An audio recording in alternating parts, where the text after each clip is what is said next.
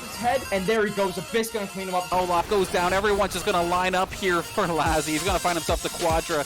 Give it to him. Pentakill. Priestley with the quad feed. Gets the ace. Available, just spin to win all over. That game was insane.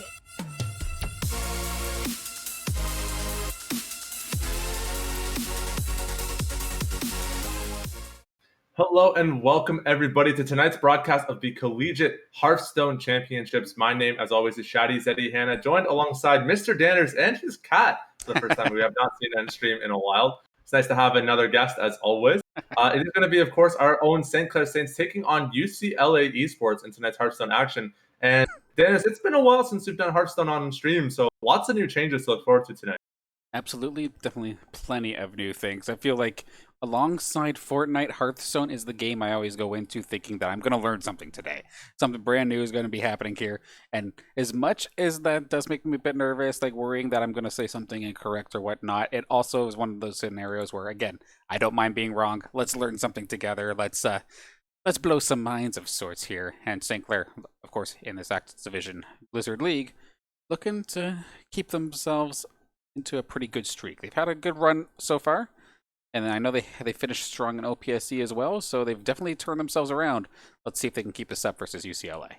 Yeah, absolutely. It's been a really good run for the team. They had some really good success in a number of recent tournaments as well, which is, pretty solid considering, all things considered for this team. It's a team with a lot of legacy, and it's nice to see them really succeed in the collegiate space. We were talking a little bit before the stream about some of the recent changes in the new expansion. So for those of you in chat that maybe haven't checked into Hearthstone recently, or use this as your primary Hearthstone, I don't know why you would. I'm not that talented, but I'm not that confident in my knowledge of it. But if I am your primary source of Hearthstone information, allow me to endow you with some new information. Coming up in the most recent expansion, Forged in the Barrens, been a number of key updates to the game. Some of the big ones are obviously mechanical changes. There's a brand new game modes. They've completely changed the way that the game works. So rather than just having classic or standard and wild, you now have classic mode, which is just the classic cards. You've got standard, which is your core cards, which is a brand new addition to the game. It's a way of letting players kind of start the game with a collection, which is really solid. Plus some of the recent expansions. You've got your wild, which is everything except for classic. And then you've got your casual mode, which is just for people that chill out, have some fun, and play whatever cards they want to in combination. No balancing or anything like that. So lots of really big thematic changes to the game, but then also some really interesting additions as well. I was having a chat with Coach Ryan Brook of the Hearthstone team about some of the impacts of these changes.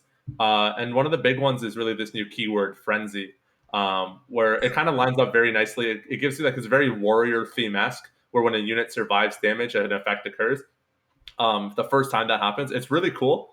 There's this new legendary card, which I believe St. Clair is running in their combo rogue deck, where it can basically completely wipe an opposing board when it frenzies. So we're going to see a lot of really cool, interesting mechanics. So if you do bump into any of those things on tonight's stream, just to give you a little heads up of what you might expect on stream tonight.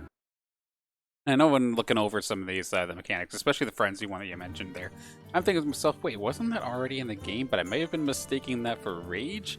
I remember there's one, if you get hit and you survive, you gain attack. However, this one is not just limited to attack. It sounds like it could be any sorts of different types of effects. So it'll be definitely interesting to see. The way the enrage key works, if I recognize correctly, is every single time it gets attacked and survives damage, the effect occurs. Frenzy is it's kind of like the way that rush and charge interact with each other. Like they're similar, but there's an extra kind of condition on rush. That's how I look at the difference between frenzy and enrage. It's yes, it takes damage, but only the first time, which means that usually the effect is far stronger than just something that enrages and can consistently enrage over and over and over. For example, the Froth Berserker, that one is a card that we see, or we used to see a lot in warrior decks, where every single time anything on the board would get damaged, it would increase in power. This is just going to be the first time that unit survives damage. So a little bit different. Fair enough. We'll definitely see a bunch of it as we go along. And to start things off, game number 1, it looks like we got a Druid Ditto. Let's hop into it. This is going to be an absolute mess of a game. The Druid deck that we're going to be looking at tonight is a token. Both teams are running the exact same deck, and if you actually look, you'll notice 2 repeats, both 2 Druids and 2 Mages. both of those deck lists, if I'm not mistaken, are exactly identical. That's how the meta is kind of looking right now, where it's just some very popular decks in the meta. The Token Druid deck is very common. The Mage deck is very common. The Paladins, which we saw getting banned out before stream, are also very common. And then these fourth decks are kind of the flex picks that exist on the side. So this is a really strong start for St. Clair, finding that Gibberling into coin combo. They're going to be able to get a lot of tempo with this. And just watch this board multiply, Dana. To get all these Gibberlings out, every single time St. Clair casts a spell, another Gibberling is going to appear on the board. But I think they're probably going to stop here. They're thinking about Lightning Blooming into the Power of the Wild. That's pretty ambitious, but they're debating it. I think they might just decide to hold off. But they're definitely considering it. And are they going to go for it? Oh, they thought about it. They thought about it. Lightning Blooming into the Power of the Wild would have given them a ridiculous tempo play early, but it's also incredibly risky because if you play all of that and then get your board cleared, you have nothing left to play with for the game. Yeah. So I think they're going to hold on to the Lightning Bloom and just play the Power of the Wild dry, but they actually lost their Spell Burst Gibberling, so they do get punished a little bit, and they're just going to go for something a little bit slower here, maybe draw into another Glowfly. It's a really popular, very strong card in this deck list. It's definitely different to see some of these cloning minions, considering from what I used to always remember is, sure, you would clone a minion, but that minion would then never have its effect. Yet this Gibberling, it still had the exact same effect, even though it got cloned out here. We're probably going to see the exact same thing coming out here from the side of UC. Hey, hang on a second. I'm very curious as to the tag up in the top here. It says Nitrate. Are we commentating a practice round? Right. Yep. Okay. We got baited, folks. We got baited. Apparently, that was a warm up. God dang it. Oh my. Yeah, I didn't even recognize that. That was. Oh, jeez. Just a preview of things to come. Absolutely. Might have just been testing success. I actually didn't even notice that. I could barely see the name in the top left. So thanks for catching that up, Mr. Daniels. We won't jump the gun too hard on what we're to expect for tonight. But that kind of did give you a little bit of a taste of what those Gibberling decks can do. They didn't really commit on that first turn, as I mentioned, even in the practice run. Gunther was kind of just like playing things slow. But there was the opportunity for him to Lightning Bloom into the Panther, which would have created a board of, I believe, 4 units with 2 damage and 3 HP, I think, right on turn 1. Okay.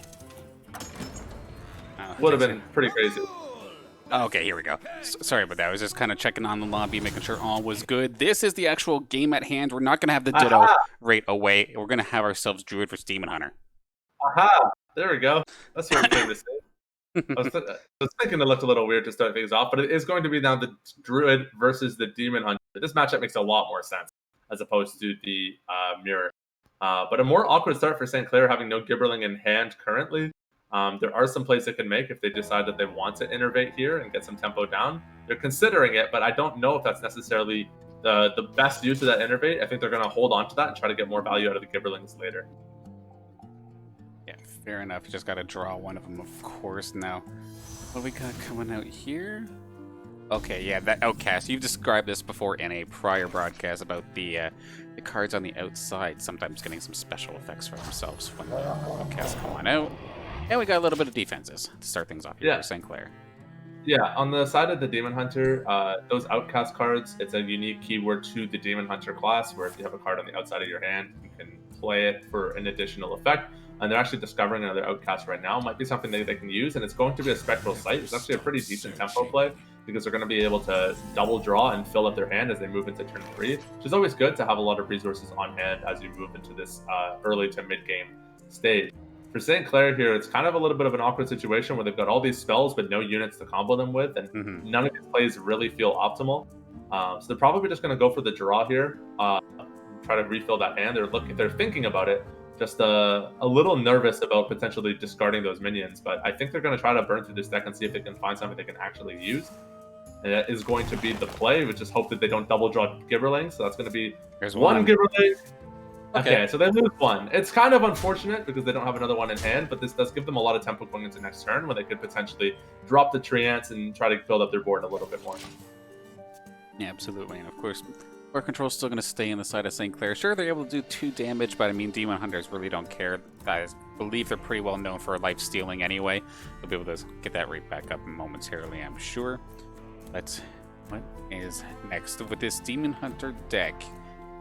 Trying to remember what you called this thing earlier. OTK, I believe? Like some sort of Yeah. combo? Is that what we're looking at here for this Demon Hunter? So there's a couple ways you can describe the deck. The way it was described to me, and kind of the way I've heard it been described, is an OTK Demon Hunter deck where you basically play for the mid to late game and you're looking to one-shot combo using your legendary, Il'gynoth. You could also hear it just be called Il'gynoth Demon Hunter as well. Basically, what it does is it converts your life stealing, rather than to self-healing for you, it damages the enemy face. So think kind of like Soul Priest from like back in the day. A very similar concept to Soul Priest, where your heals become sources of damage, but it's strictly face damage. So the reason it's an OTK Demon Hunter is because you can combo some of your life-stealing cards with Il'gynoth and one-shot the enemy face for a ton of damage. But that is actually going to be one of those I-beams being used defensively to clear off some of this threat from St. Clair before they build up their board too much with these Treants. Yeah, sure enough, and of course, they still have that 1 minion on the board, but what on earth is the next play here? Only 4 mana to play with. Treants are available. Don't forget, when you're watching these Druid decks, don't forget the power of Innervate. It gives you a lot of value in short hands. That's 0 spell, Very true. 0 cost spell. There is the possibility of innervating out a Glowfly right now, which I think is probably one of the plays that St. Clair is considering. But we will see what they end up doing in the end. There's a couple options here. Solar Eclipse being a decent one if they wanted to go for some more draw. They're actually going to be Solar Eclipsing into the Nature Study to discover and refill that hand and generate a lot of value. Interesting. They got themselves quite the selection here. Go down. What's this one? Don't have too much time to deal with here. If I'm being honest, I'm looking at Lightning Bloom here. You already have a lot of mana in your hand, but it's an opportunity to kind of refill spells. And taking the 0 cost spell is also a decent way of kind of getting some more value on Gibberling. So definitely something they're going to hold off until they can start generating some tokens. Like we said, it's unfortunate that they bricked one of their Gibberlings already. But as long as they don't lose the second one, there's still time for St. Clair to get back into this game. Absolutely. Of course, only the 1 damage being done to the side of UCLA right now. So still anybody's game at this point, especially if the Demon Hunter can just basically find all of his pieces, get enough mana, and then one-shot you. And we can see he's just basically just drawing everything. Doesn't really care about his board state. He just wants to get to a point where he can finally get that combo. As long as he survives long enough, he should be fine. But yeah, basically everything here is just worried about drawing cards. And it looks like this is going to be the Glowfly turn. You can easily Glowfly into tap to clear off the Thalnos before you get too much value to the Demon Hunter. You never want to leave spell damage up on the board, especially when you know spell damage is what's going to get you killed at the end of the day. But it is definitely a scary deck it's a situation to be in for St. Clair, because you're running this deck that wants to play that early to mid game with a lot of tempo versus the deck that needs time to scale up, find its combo pieces, and then hit you. So I'm not going to lie, this is a little bit of a nerve-wracking situation for St. Clair, but this Glowfly play might be able to give them enough tempo to at least threaten UCLA to the point where they have to use some of their lifesteal resources defensively.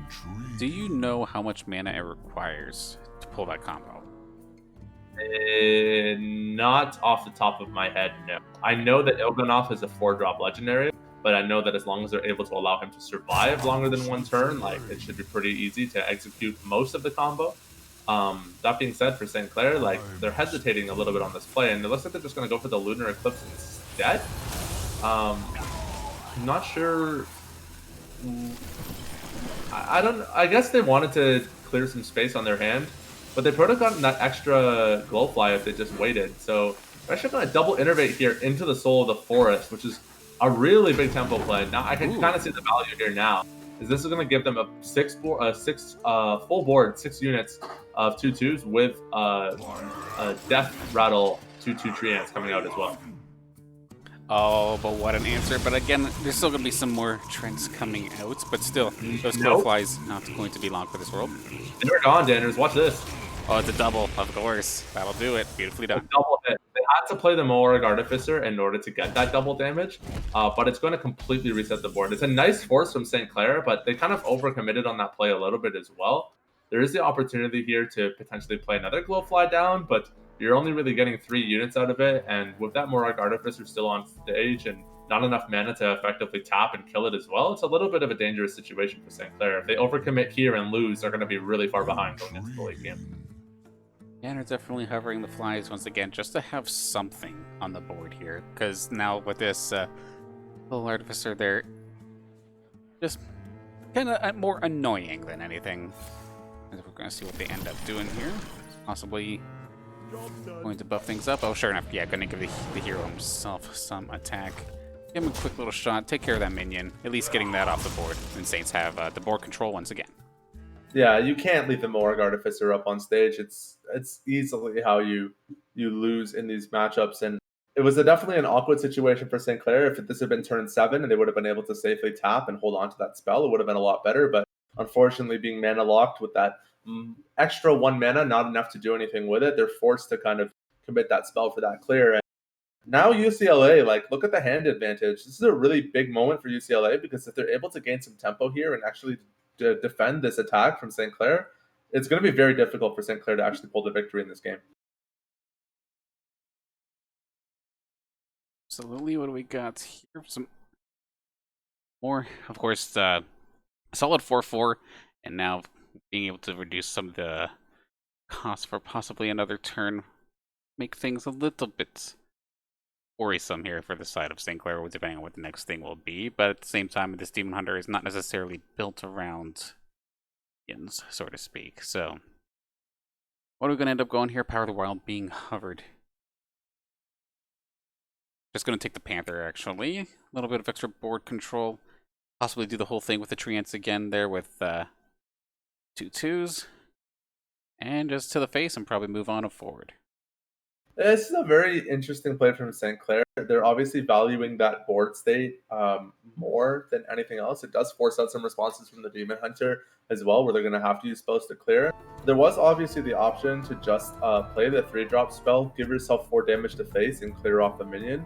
And that way you can kind of reduce that board pressure without necessarily wasting your last soul of the forest. Because now, with both of those Treant cards in the graveyard, there's no other way they're going to be able to access that for the rest of the game. One thing that really worries me here for St. Clair as well is just look at the hand difference right now. They only are going to have, like, well, 2 when they draw the next card, but basically all their resources are gone. Meanwhile, side of UCLA, full hands essentially still in play. Tons of spells, tons of damage, and as we see this board getting cleared up at least a little bit, one lone Treant is going to stand in the way. The UCLA, considering they're not necessarily looking for board control, well, they have it.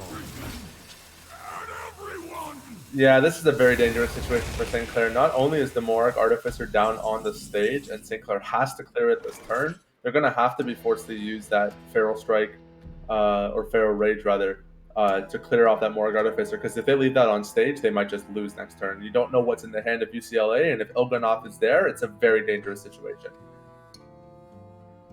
Absolutely. Now, of course, not a whole heck of a lot to try and really go through here. Just a matter of the order of operations. How do they want to handle this? Where are they going to dump the damage? It looks like Artificer is definitely going to be the target, as you were saying, but the 3 damage here still will not be enough. So going to have to probably... Yeah, I shouldn't have popped the shape. Never mind, what in the world? Why did I do 6? Morg Artificer, I believe, doubles the damage of spells even from your opponent. There so it is, like okay. St. Clair is actually going. You can hover it in the graveyard just to double check that, make sure I'm not lying to myself as we say that. Up in that turn list there on the left, there it is. All minions take double damage. Ah, there it is. The fine print. This is why we have to read the fine print in card games, people. Absolutely. That Feral Rage is going to remain in the hand then, of course, and I mean, it really is just at this point kind of just waiting, burning out the clock for St. Clair. They kind of missed their timing with this deck. This is they're forced into the situation where they have this card, this 5-drop spell Arbor up, which is a really fundamental combo piece for their Gibberling. But since they didn't find their Gibberlings on time, they're just really in this awkward situation where they don't want to play it, but they don't really have another choice. It's kind of how it'll probably end up coming up unless they really want to try and get greedy with it, but looking like they're at least thinking about it. Have to see just a second, because yeah, they're meant to be that early to mid game tempo piece, yet they are the ones behind in the situation, which is just absolutely brutal. They are going to end up doing the Arbor up, but obviously, like you were saying, not where they would have wanted to use it. that's really the risk with these token combo decks, is that if you don't find your core combo piece early on or even in your starting hand, your deck can feel very bad to play. That being said, if you do get it, it's almost unlosable. Speaking of an unlosable situation, this is going to be a late game Morag Artificer that's been copied, plus Il'gynoth. Your next spell this turn deals double 2 damage, and look at all of that. That's a one-shot he's on gone. St. Clair. Holy moly, that's how you do it.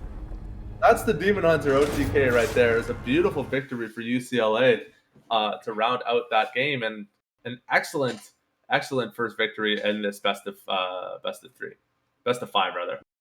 Yeah, so 1 down for UCLA. That Demon Hunter doing exactly what it needed to do. In fact, basically even winning that mid game up until the point where the Legendary was ready to play, and it was just no chance. Okay, oh, you have 2 minions in front of you. They don't care in the slightest, not at all. So beautifully done there from UCLA. Game 2, going to be picking up in just a second here, and it looks like Saints are going to stick to the Druid. However, it's going to be UCLA picking up the Mage this time by.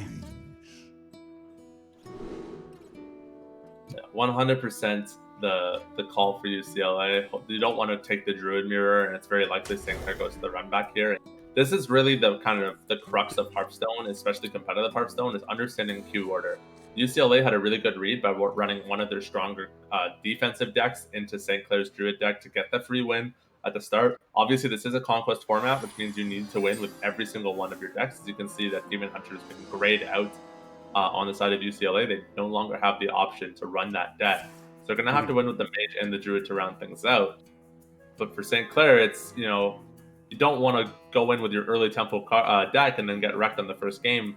You want to, get the value out of that deck while you can, while you still have favorable matchups left. So it's, again, another situation for St. Clair where this Druid deck really needs to pop off, and they really need to be able to find that Gibberling, but so far, just not able to locate that combo piece. All right, I'm either going to sound silly or like 5-head, but first off, that's supposed to be Jaina there for the Mage, right? Yes. Why is she using fire? So Jaina always uses Fireball. That's always the hero power. But there are multiples.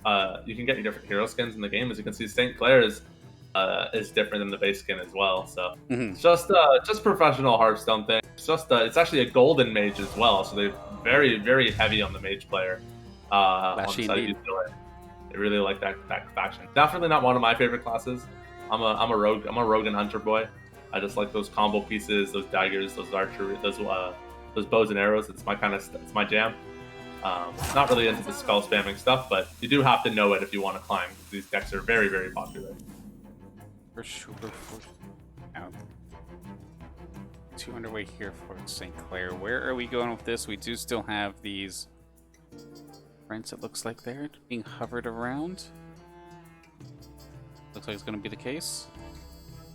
The Soul of the Forest is that combo piece you want to attach to your Gibberlings, but St. Clair is going to probably be using the Stormgrove Sentries as maybe that baseline for the Soul of the Forest on the following turn. There's the opportunity to innervate that out if they really need the tempo, but it's a pretty weak play, if I'm being honest. Ideally, they draw a Gibberling next turn and just completely dominate the board. Yeah, how frustrating must that be? This is the second time in a row they've picked this deck, and it's the second time in a row they've not started with Gibberling. I assume you want that in your hand right off the bat, right? It's just Hearthstone, though. Like, you can't get frustrated at the game. The game is RNG like crazy. St. Clair yet again drawing into all their mana generation, but no cards to play with said mana. It's a very frustrating experience for sure. But they're going to be able to get themselves a little bit of damage and a little bit of armor here with that hero power while they wait on some of those heavier cards. I'm just worried that they burn out their deck. This mage deck doesn't run any base units, and it's not necessarily big on refilling units either, like playing a whole bunch of units. So it's very difficult for St. Clair to get value out of some of their cards, like the Lunar Eclipse, until these mage units start coming down. That's going to be a lot of draw coming out on the side of the mage. 2 refreshing Spring Waters that's going to completely refill their hand and draw them a total of 4 cards. Still have all their mana to play with too to make it even that much more fearsome. We'll see what they have up their sleeve, or if they're looking for something So maybe combo and just end up passing, or not passing, but maybe just pop the hero power and move on. We'll see in just a second here. They seem to be contemplating what they want to do next time by as well. But bit of an odd spot to be in, and even more odd now with that secret being played. There's a couple options with that secret. It could be I believe that was a base deck secret, so I can actually tell you what that secret could be. This is not cheating. All the players have this information available, so don't get worried in chat. All the players have public deck lists, and we at the casters have been provided with that information as well. So let's take a quick look, and that makes a lot of sense. It is going to be the Netherwind. There is a counter spell in the deck. However, this one's going to be Neverwind, and it's going to be a really good opportunity for Mage deck to get some board pressure, and actually a huge 4-drop, a 5/4 body. Probably one of the better options that they actually could have pulled, and that's going to be one of UCLA's two counter spell or secrets rather, coming in super clutch for them in this early game. They are going to do Lunar Eclipse, of course, just do a little bit of extra damage. Still needs one more. Now, what on earth is this? What are we guessing for? So, the way... Oh, that's super unlucky. Please tell me that doesn't get shuffled back into the deck. Please tell me that stays on the top. It's a guess mechanic. So they basically get to guess whether the next card costs more or less, and if they guess correctly, they draw it. But that's going to be a Gibberling getting shuffled back into the deck, I believe, even while sitting on... Imagine if they pulled that, Danners, how this board just explodes. That's so frustrating. The pieces were there, and the piece you need to finish it off just goes all the way back down to the bottom or whatever. That is definitely frustrating. Unless by the heart of the cards they can find themselves their other Gibberling in a second. But we do see, of course, the Mage has a little bit of extra bonus spell damage now there thanks to that little Kobold, and is kind of setting up for possibly a relatively strong hit in this next turn coming up. That is going to be the counter spell coming out from the Mage. We know that it's the last secret in their deck, and that wasn't to generate a card. The Gibberling doesn't get shuffled, it looks like. I guess it doesn't get shuffled. It goes right back on top. That's good. I was nervous. I was nervous there too, yeah. So St. Clair knows that they're going to lose one of their spells. They're likely going to have to sack the Innervate here once they play that Gibberling. So they will lose out on one spell burst and one obviously regeneration of mana here, one instance of mana regeneration. But they still have plenty of mana to work with, so they're just doing some quick counting. I think they have the mana to play the Solar Eclipse as well as the Soul of the Forest, so I think that's what probably the angle they're going to take. This is likely going to be the Gibberling coming down here. They kind of have to make this play now. So there's going to be one of the Innervates getting sacked away by the counter spell. Yep, there goes. But they have the ability to play another one. They've got the Lightning Bloom as well. They want to get as much value as they can. The Lightning Bloom into the Solar Eclipse is probably the safest way to go, and then decide whether you want to commit the Soul of the Forest. Obviously, things flying out of the hand now. They're really trying to essentially go all in on this one. They're going to have themselves a nice full board, or pretty close to full board. Not an ideal play. You've got like a lot of these Gibberlings with 2/2 Treants coming out after they die, so you've got a little bit of board space, but unfortunately, the way that Solar Eclipse works is the double casts before, and now the Devolving Missiles. Almost a perfect hit, but they still have the ability to take down that Gibberling. So two of those Gibberlings are going to lose those Treants, and now you're just left with a board of 1/1s looking all foolish. Definitely frustrating. However, that in theory they could try it again, I suppose, depending on what they draw next. But that definitely threw a small wrench into things.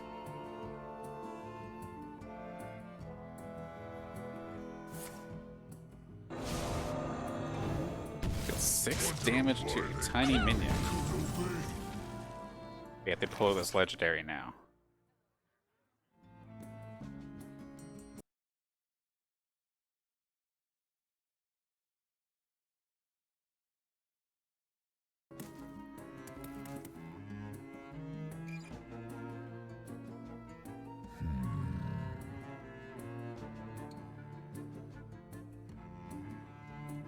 Turtle's Trance still definitely available alongside that Innervate as well. However, Things not necessarily going to St. Clair's favor as of this moment. Going to try and bring out some taunt, maybe try and slow down some of those, or that one bigger minion anyway. Let's see in just a second. Yeah, none of these plays really feel great for St. Clair. You don't want to play the Soul of the Forest right now. You could just tap to clear the Kobold, but it looks like they're actually just going to go for the Gibberling trade instead to pull up that 2-2. And then they are going to go for the Soul of the Forest once they've made that second tree in. So, nice little board tempo play from St. Clair. It's a little bit of an in my opinion, a little bit of an overcommitment, because if this gets punished, they don't really have anything to fall back on. But I guess that's kind of the nature of this Druid deck, right? Is you have to just play and pray, really. Hope that you find your cards when you need them. Absolutely, and then you're completely right in regards to what do they fall back on here? Once again, very similar situation to game number 1, where the Saints just burn through all their resources, burn through all their cards. Once again, now down to 1, 2, well 3 once they draw for the next turn. But meanwhile, on the other side, it's on the side of UCLA. Plenty of mana, plenty of cards in hand, with some decent minions on the board as well. It's looking like the timer might have run out on St. Clair's clock here again, depending on what kind of style of mage this does end up being. But as we see, it just seems like everything, one way or another, is just getting melted here on the side of the Saints. And that is going to be a complete board wipe for the mage deck. Now, you have to recognize that this deck is a unitless deck, which means it's basically almost exclusively running clearing unit spells. Right. And it can be very frustrating to play against, especially when you're running a deck like this Druid deck. So well played by UCLA to actually successfully get that board clear and also refill their hand with a number of mage units. There's going to be 3 mage minions in their hand now currently after that most recent spell cast that is going to fill up their hand completely. And St. Clair's options have kind of been nullified at this point. They need an Arbor up and they can't afford to waste a setup. So it's likely just going to be a tap and go face situation, but I think they're considering committing the turtles just to protect their face. I mean, it really is just, hope and pray for that Gibberling. Yeah, sure enough, tap and then into the face, exactly going to be the play, and going to move things on, which that definitely has to sting, like just kind of being stuck like this. And here comes some more minions, it looks like. That's such a massive pull for the mage deck. Now 2 mana worms on the board, and St. Clair doesn't really have the resources in this deck. They are going to find the Arbor up. That means they are going to have to commit this, and they are able to actually play their entire hand here if they Sentinel into Innervate into Arbor up Power of the Wild. They'll have the full 9 mana to do it, and it might be the only play they have to save themselves from this situation, because this next turn is going to hurt like crazy if UCLA is uncontested. Like, what do you target here, though? Like, you're only going to be able to attack anything. You're just making units, and you're just hoping that they don't break through your taunts in one turn. So they'll play out the taunts, they'll buff them up with the Arbor up, and then they'll play the Power of the Wild to increase everything by 1/2, just to keep those taunts alive, or 1/1 rather. This is the only play they have. Right, my bad. I for whatever reason, I thought the Power of the Wilds let you attack on the turn it came out, but I'm thinking of something completely different here. They're going for the Panther, which is, it makes sense because you want to have that extra unit with that extra threat, but you are actually going to lose 1/1 now on your taunt units. So there's some value in forcing your units to go up to 4 HP because they'll survive the attack from both the 3/3 and the 3/5. But opting for the Panther does provide an extra threat. So I think St. Clair's thinking like, okay, we'll survive this attack, but how do we actually win? So they're trying to put something on board that can actually threaten a victory, but look at these mana worms. They're just going to start popping off like crazy. Already up to 2/2, likely going to be moving up to 3/3 on that next spellcast, or 3/2 rather. Very scary units to deal with. Absolutely. The fact those things get buffed up every single time a spell is played is very scary indeed. And seems like this mage deck just seems to have an answer for everything. And that's all going to the face.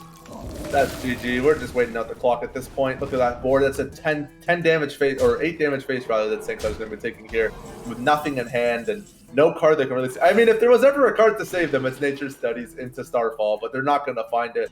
It's just going to be, the Nourish for the card draw? I don't even think, I think they're going to have to and pray that they draw into something better, but I don't think that anything they draw in this deck is going to save them at this point.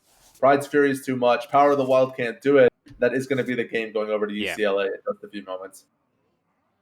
Yeah, not quite going to find what they need in this situation, and sure enough, that is going to be the surrender. They had absolutely no answer to this UCLA mage. So UCLA off to a fantastic start here this evening, going up 2 nice and quick. This Druid deck, just 2 games in a row, has not quite found its footing, and it's really throwing the Saints for a loop. Yeah, it's unfortunate because this deck does have a lot of potential, and I'm sure when you see UCLA pull it up, they're going to first top deck their Gibberlings and just wreck face with it because, like I mentioned, they're running the exact same list as well. There is, however, I guess the silver lining is that we've seen that this deck has potential, but that it's very risky to execute. And now UCLA is shoehorned into running that very same deck for the next 3 games. Assuming St. Clair wins. They have to win on this Druid deck. So St. Clair is going to queue into this favorable matchup. They're going to take the Mage into it. They're going to do whatever they can to take this free victory and see if they can at least get themselves into that 2-2 situation where they're forced to kind of mirror match the Druid. Absolutely. Throwing into studies once again. What are we going to find here this time by? What would you take in this situation? I take the Phoenix so you can tempo it. The Legendary is really good, but the Phoenix gives you the ability to play it right away since it is cost reduced. If you hover over Primordial Studies in the sidebar, will it show you what were the other options? Oh, that's unlucky. I wanted to see what that Legendary did because it looked really strong. I just think this is still the better tempo play for St. Clair because it allows them to actually get a dormant unit out early so that when it comes online, it's immediately a threat.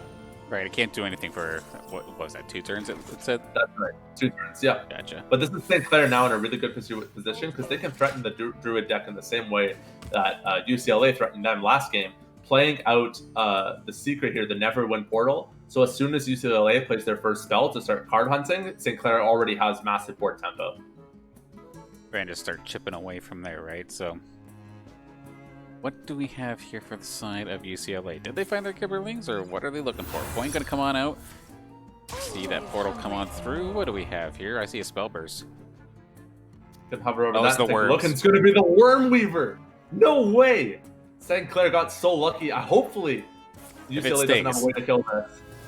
Oh, they might have a way to deal with it. If they can't get rid of this, though, they're hunting. They're absolutely hunting because they know if this Worm Weaver lives, it's just absolutely doomed for them. And it looks like they lose a Gibberling as well. Oh, it's so awful for UCLA. They're nature studying. They're praying for an answer, and I don't think they're going to find it. Oh, man, if they don't find it, you just FF right here. It's just totally doomed. That's so unbelievably unlucky for UCLA. Yeah, it's nice to see a little bit of luck fall into the favor of the St. Clair side of things in this No kidding. series. But do they have the play? Do they have the answer? It doesn't look like that is going to be the case. So any spell that comes out, we have worms. That was the best possible situation for St. Clair. They're going to draw into the cram session as well. So they might be able to find some cheap spells to combo up here. Unluckily, they're not going to get anything too extreme. They're just going to be able to tap, but they have the worms online. And I don't think there's anything in this Druid deck for UCLA aside from a generated Starfall that's going to be able to clear this board. And they've already used one of their nature studies. This is a really good situation for St. Clair.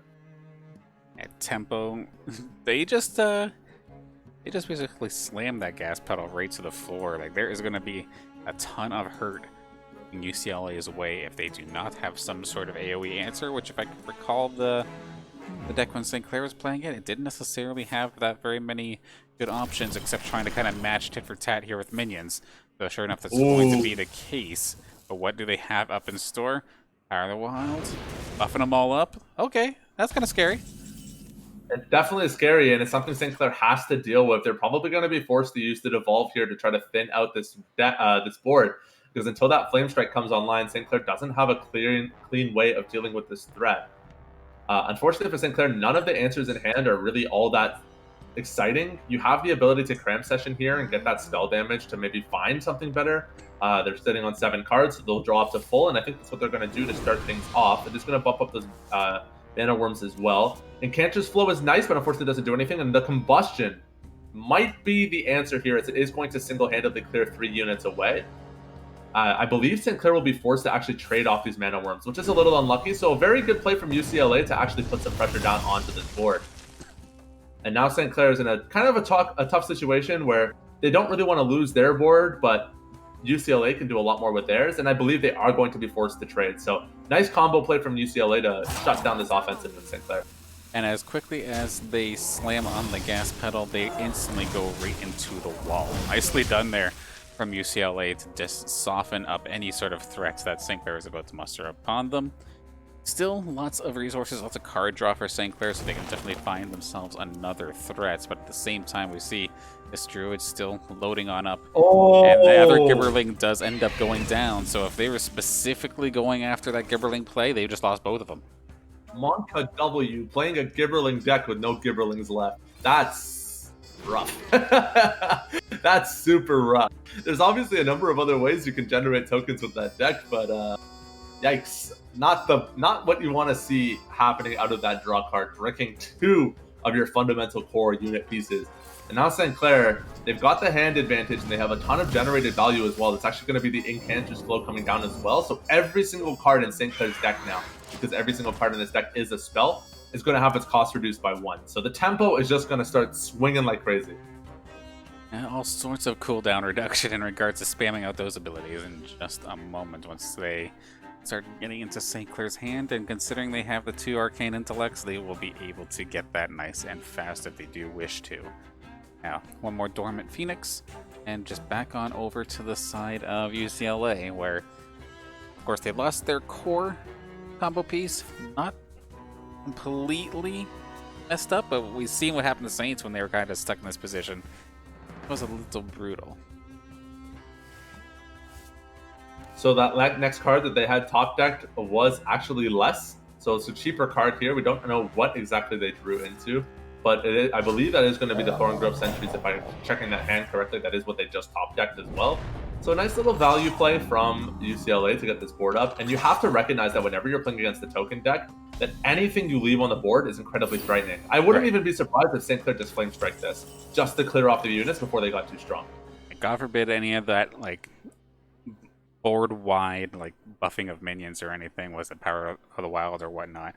Line up a bunch of those, and then all of a sudden, you know, the ones that look essentially cute and unthreatening all of a sudden become absolute beasts. Absolutely hate to see it. I think it's just going to be the Mask of Cthulhu, however. You want to get rid of this board. Yeah, the Mask of Cthulhu does the exact same job. Oh, it actually hits all enemies. I didn't even recognize that. So it does go to face as well. So St. Clair really taking the risk, and it is going to be the full board clear for them. I didn't mean to cut you off. I just saw that card coming up and had to recognize that. There was the other option, the safer option of going for the Flame Strike, but St. Clair's math and RNG is just stronger than mine, I guess. They are going to take that random chance and get the full board clear that they needed. So very good spot for St. Clair. Yeah, really wanted to save that Flame Strike just in case something does manage to get onto the board and get buffed, I suppose, just in case. Go with a little RNG when they were all small, because yeah, like dealing 5 damage to everything would have definitely done the job, would have really been overkill, however. So solid job there for St. Clair. The fact that RNG was on their side and that Mask of Cthulhu was able to get the job done. But now where do they go from here? Well, for St. Clair, they really have the time to time out this Druid deck, right? Like, they've got better base health right now. They have the ability to chip away with their hero power turn by turn.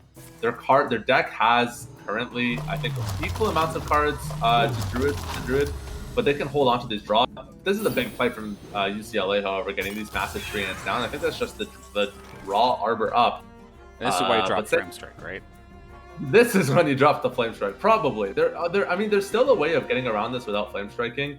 You just drew into a removal spell that does put another minion down on board, and it gives you enough mana to potentially play into something else. But I think you just take the safe play and Flame Strike this every time. And now St. Clair, that 0-cost spell in hand, I think, if I'm counting cards correctly, they're actually going to overdraw if they play that, and they don't want to brain freeze their own 2/3. So rather than getting the generated value, they're just going to sit and be patient. No urgency to get that unit down, and they'll just wait for a better opportunity to commit that card. Yeah, fair enough. They give themselves a little bit more breathing room for the next time by, have the health advantage and everything as well. Now, what do we have? This is the guess one once again. Yes, like, going for less. Will they be successful? This is one of those situations where you just really need to know the contents of your deck, and you can see how intelligent these UCL players are. for really weighing the probabilities and recognizing, what's left in their deck. And that's a big part of Hearthstone as well. It's not just what do you play with what's in your hand, but what's in my deck? What do I need to win me this round? Do I have any way of tutoring it, pulling it into my hand directly? I have any way of hunting for it, drawing for it? Can I generate it? Can I discover it? And if you know the contents of your deck and you have excellent mastery over your deck, you can get a lot of value out of cards like those guest functions, where you can really give yourself constant tempo and a lot of value in a card that otherwise seems like kind of troll or kind of gimmicky. Those two top mains are going to be the only thing that UCLA going to be able to muster up this time by. Going to dissolve these away. Easy to evolve for St. Clair, and a perfect hit too. They're completely able to wipe out that board. This does give them the opportunity to generate some minions, I believe, because they're currently sitting on the 8 cards. So if they play that 0 spell now, they will be able to use it. However, I think they're just going to try to generate some in-house value as well. They don't really want to put anything on board if they don't have to. That Encanted Flow is a really scary threat right now. The only issue I see for St. Clair is they're sitting on a ton of card draw, and they don't have anything in their hand that they can actually play. So they could just run the risk of just drawing themselves outright. I think they need to start generating some value sooner rather than later. What to do? Absolutely. Just a second. They're definitely taking their time with this one, but they don't have a whole heck of a lot of time. This time by, going to burn away the 2 minions. They're so adorable. Why do we have to take them out as a token deck that could be 5/5s for all we know next turn? So I guess fair enough. Lots of damage to the face. There's going to be a nice little golem there for Saints, and they are guaranteed 8 damage because of this fireball if they can keep that spell power up as well. So UCLA extremely close to lethal.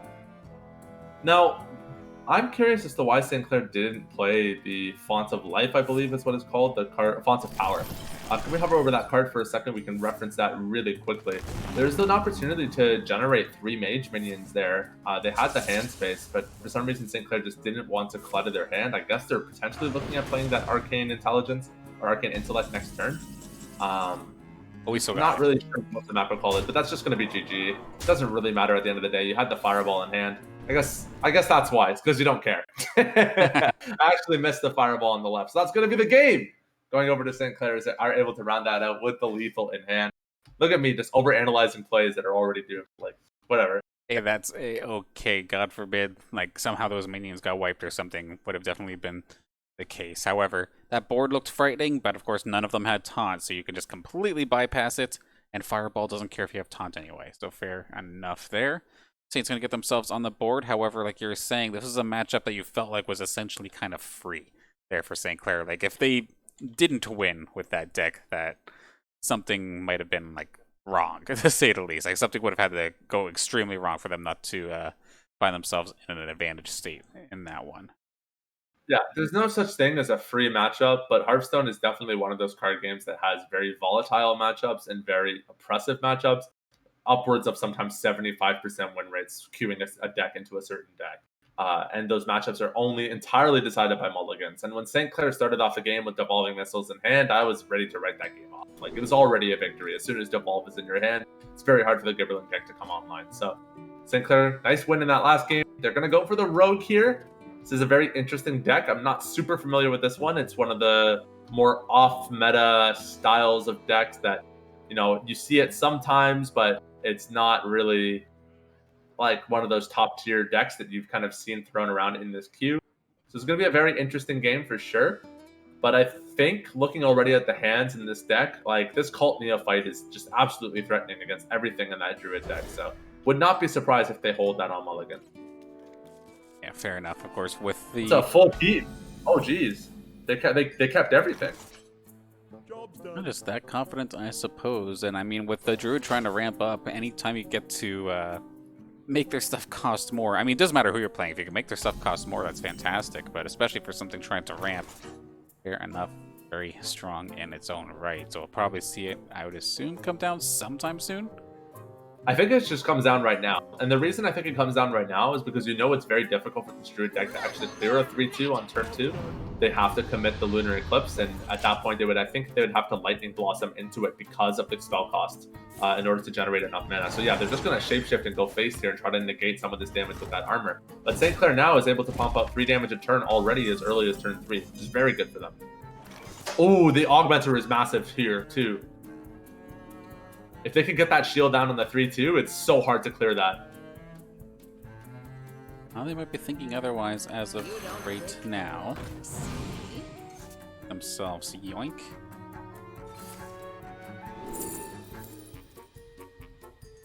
Did they just get to take a completely different spell power here, or hero power? I think it's just a turn. I'm actually not familiar with this card. This is one of the new cards, I think, from the Barons expansion. Might be from the storyline as well. But I believe it just allows them to rent a hero power. We'll actually see once they make their selection. I assume they go with Shapeshift here, just for the damage and value. But they're actually going to go for the card draw. Very interesting for Sinclair. They're going to life tap.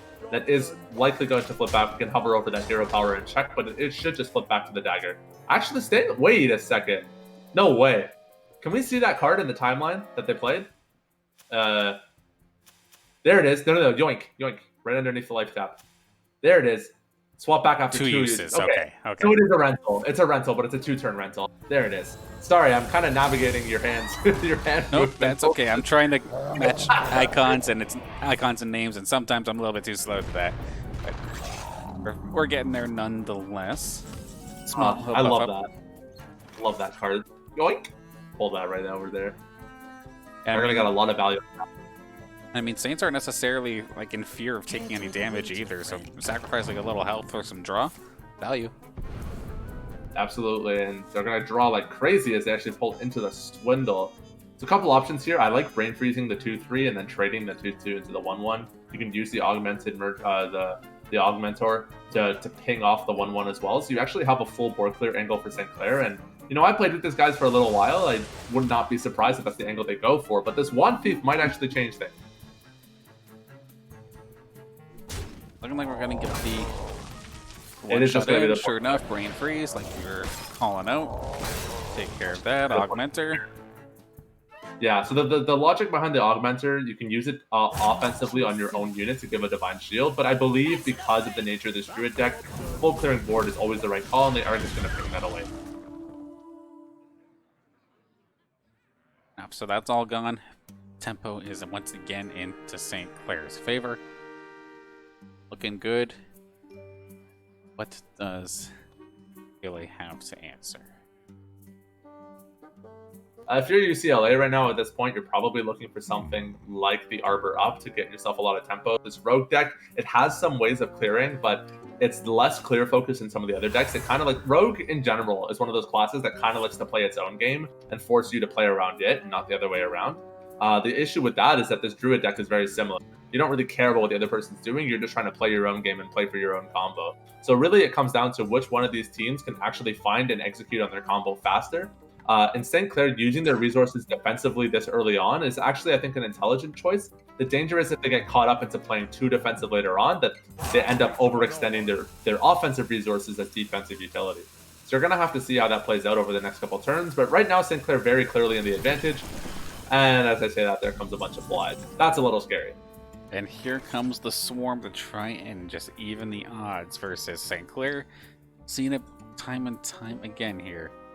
However, this time, Saints will have the standard rogue hero power this time by being able to throw a pair of daggers onto themselves if they want to get into the action. But that being said, only 1 damage into a Swarm would probably be a bad idea. What would you do in this spot? So this is a very tricky situation for St. Clair. This field contact card is a very good card with this deck. The way it works is that every time you combo or battle cry, you draw a card, and it's a good way of fishing for your stronger top-end pieces. So they are going to just go for the combo into the Foxy Fraud, and that is a really nice tempo play because they're going to draw like 6 cards here on the turn. Or there's 1, 2, 3, I believe 4, 5 as well. And there's the Man Crick. Can we hover over Man Crick for a second? Let's say hello. Look at that battle cry. Help Man Crick find his wife. Very noble goal.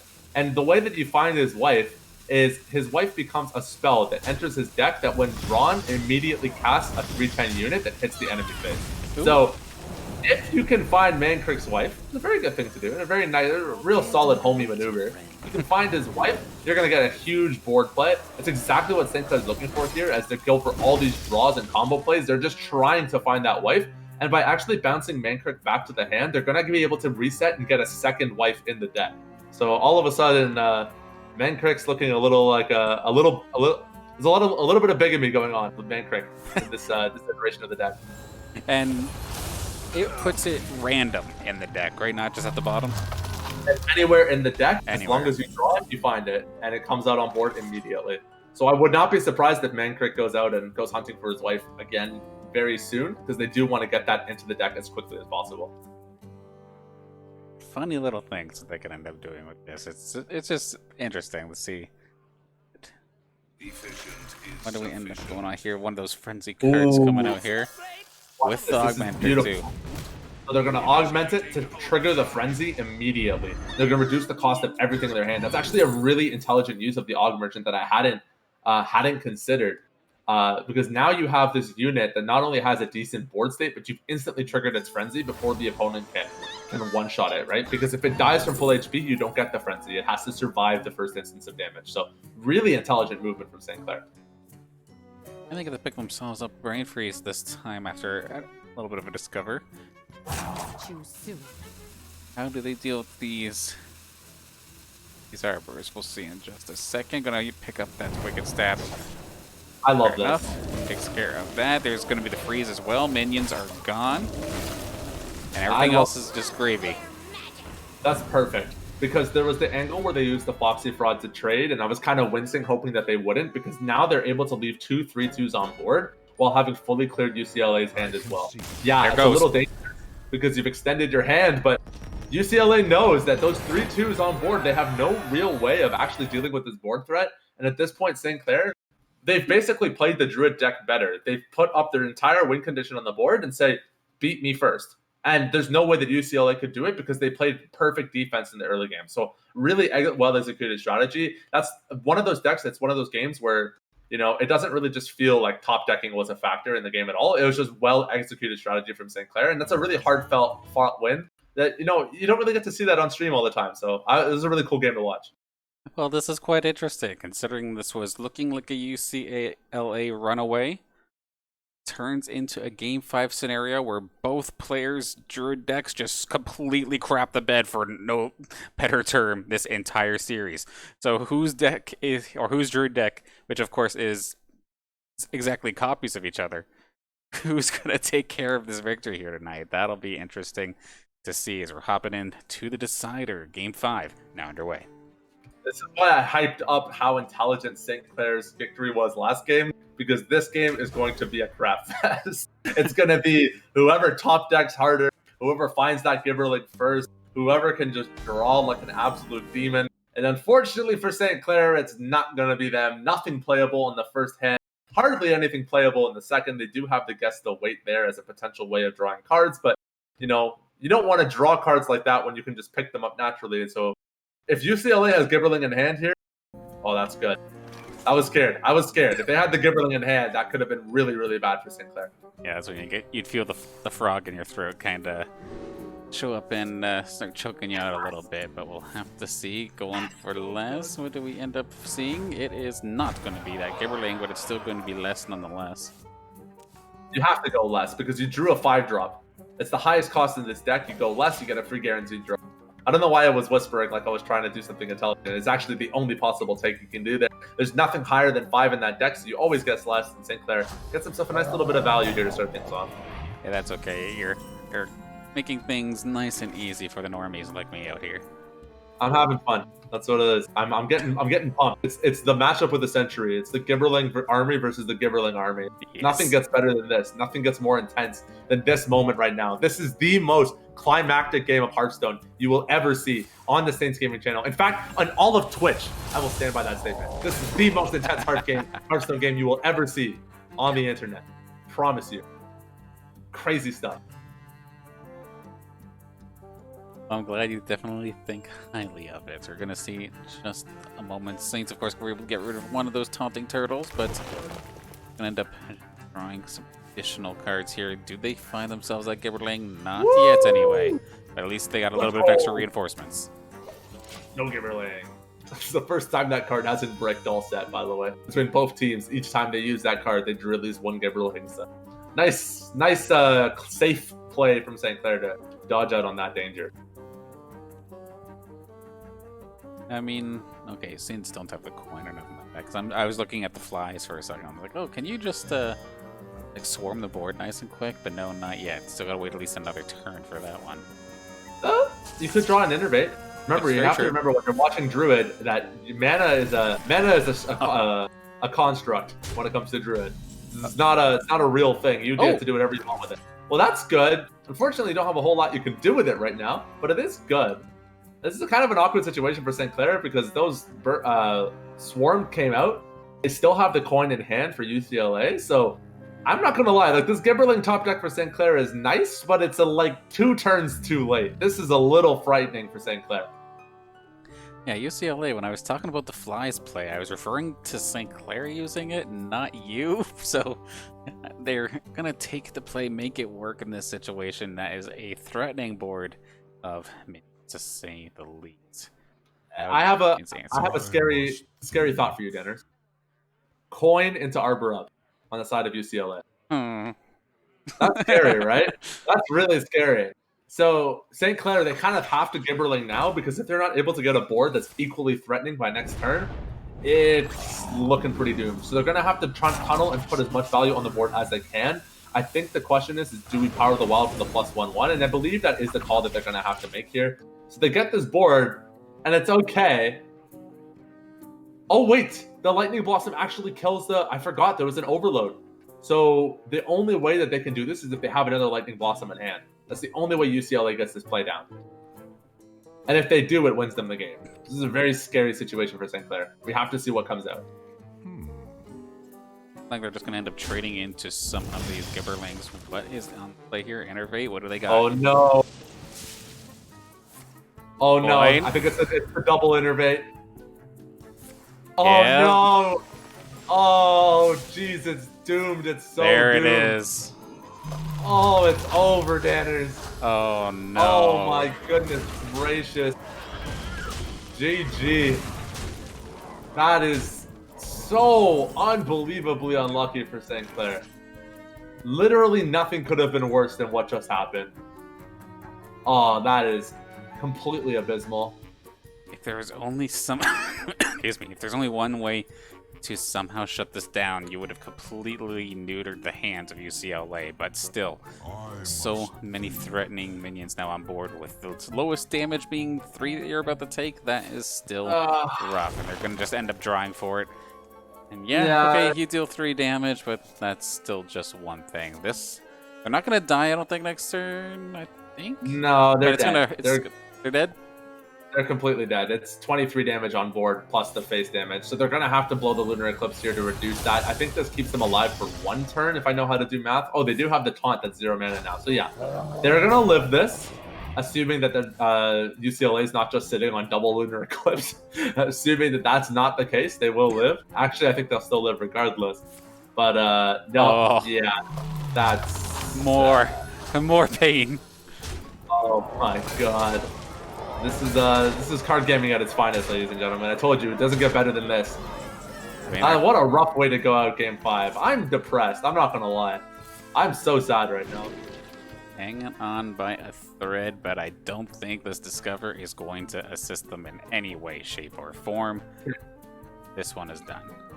Resizing Pouch? Can we top deck? Yeah, come on, let's do it. Let's go.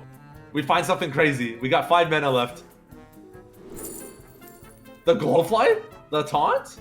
Nah, it's nothing. I'm just getting hyped for no reason. That's GG, unfortunately, for St. Clair. That is going to be UCLA taking the 3-2 victory against St. Clair here in the Activision Blizzard Collegiate Championships.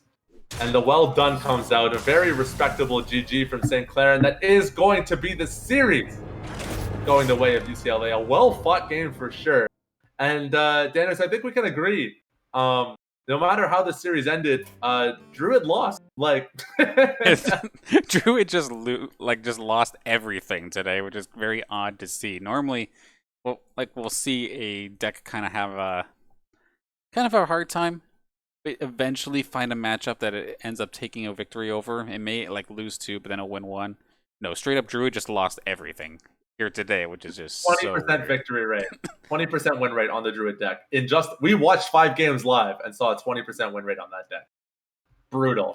And the fact that it just won against itself is just it just goes to show, like, it may be popular, but at the same time, you can only account for so much of card games. You can plan as much as you want, but you might not draw exactly what you're looking for. Sure enough, going to really hinder St. Clair that time by, as for UCLA, everything just lined up beautifully. Had every possible resource they could have needed to just make those the flies, those minions, just go absolutely berserk and just finish us off. Double innervate coin arbor up. That was just disgusting, frustrating, and so many other descriptive words. It was just a really rough situation. I have to say, I'm really shocked by this lineup from St. Clair. Like, obviously, the mage and the paladin and the makes sense. The rogue is something I think they've started experimenting with more. It was something I really pushed for when I played on the team last season. Was I love rogue and hunter, and I love those like combo aggressive in your face style of decks. So I'm happy personally to see them picking that type up. But the druid is completely uncharacteristic. It's usually we see St. Clair like these mid-range control style decks, and this druid deck is everything but. It's tempo, it's tokens, it's early game, it's pressure. It is a strong meta read, but it doesn't really fit their play style. And you could make some arguments that that's what affected them there today. If I'm going to be honest, I blame it on the heart of the cards. The draws were just not on their favor tonight. But it's a high risk deck that you typically don't see a team like this play. So, I mean, it was cool to see them try something new. It's unfortunate that it didn't work out. But you got to give it credit where credit is due when players are able to kind of step out of their comfort zone and try something. And if it doesn't work, you just rinse and repeat back to the drawing board and you get them next time. Absolutely. Of course, we're still not done here with this Activision Blizzard Collegiate Hearthstone season.